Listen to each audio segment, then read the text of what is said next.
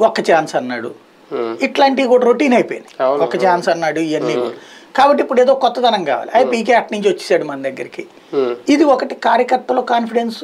రెండో పక్కన Telugu Desam party శ్రేణుల్లోనే YCP శ్రేణులకు ఒక అయోమయాన్ని సృష్టించడం. అందుకోసం పిలిచారు, వచ్చాడు ఆయన. కాకపోతే పార్టీకి సంబంధించినటువంటి వాళ్ళకి ఎవరి లెక్కలాడికి తెలుసు. ఇప్పుడు వైసీపీ వాళ్ళకి తెలిసింది ఏంటి, వైసీపీ ఏంటి అందరికీ తెలిసినటువంటి నిజం ఏంటి, ప్రశాంత్ కిషోర్ అనే వ్యక్తి ఐపాక్ను వదిలేసి బీహార్ రాజకీయాల చుట్టూ తిరుగుతున్నాడు. ఏదో పాదయాత్రలు అన్నాడు, అది అన్నాడు, ఇది అన్నాడు, ఇది చేశాడు. పాపం ఆ నితీష్ కుమార్కి వారసుడిగా వద్దాం అనుకున్నాడు. తీరా చూస్తే మళ్ళీ ఎదురెదురు మంది డిస్ప్యూట్స్ మధ్యలో నితీష్ కుమార్ కూడా పక్కన పెట్టాడు. ఇది ఈయన ఏదో తిరుగుతున్నాడు.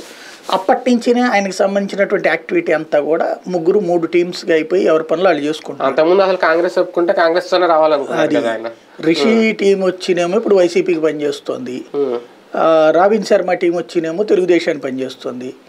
కాంగ్రెస్ పార్టీకి సునీల్ శర్మ టీం పనిచేస్తుంది. ముగ్గురు కూడా వాళ్లే కదా, అతనాన్ని చేరలే వీళ్ళ ముగ్గురు. మరి అప్పుడు ముగ్గురిని గెలిచినా ఒకళ్ళు గెలిపిస్తే మిగతా ఇద్దరు ఓడిపోతే లెక్క ఏంటి ఇప్పుడు ఆ లెక్కన ప్రాక్టికల్ గా? అంటే ఒక పొలిటికల్ సంస్థ లాగా చూడాలి దాన్ని. ఐపాక్ వాళ్ళు ఎవరికైనా పనిచేయచ్చు, ఏ పార్టీకైనా. ఒకే రాష్ట్రంలో 2 పార్టీలు కూడా పనిచేయచ్చు. కార్పొరేట్ బిజినెస్ ఫీడ్బ్యాక్ వ్యవస్థ అండి అది.